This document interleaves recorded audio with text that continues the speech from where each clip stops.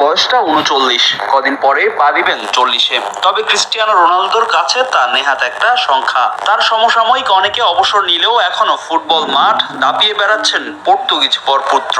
তবে শুরুরও যে শেষ আছে, রোনালদোকেও থামতে হবে একদিন।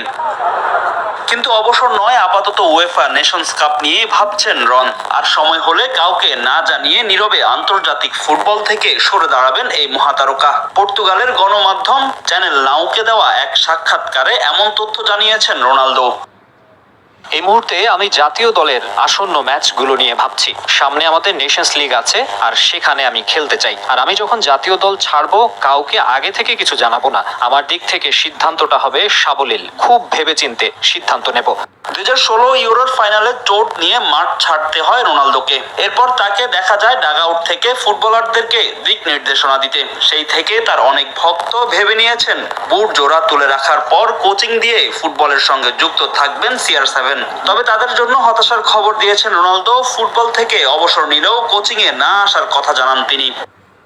এই মুহূর্তে আমি মূল দল কিংবা কোনো ক্লাবের কোচ হওয়ার কথা ভাবছি না। এটা আমার মনেও আসে না। ভবিষ্যতে আমি কোচ হতে চাই না। আমি নিজেকে ফুটবলের বাইরে রাখতে চাই। তবে ভবিষ্যতে কি লেখা আছে তা একমাত্র ঈশ্বরই জানেন।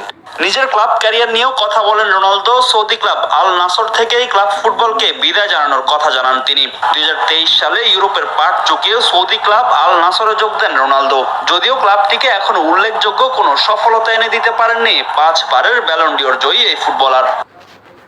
আমি এই ক্লাব নিয়ে অনেক সন্তুষ্ট। সৌদি আরবে খেলতে পেরে আমি আনন্দিত। আমি এই ক্লাবে খেলা চালিয়ে যেতে চাই এবং এখান থেকেই অবসর নিতে চাই।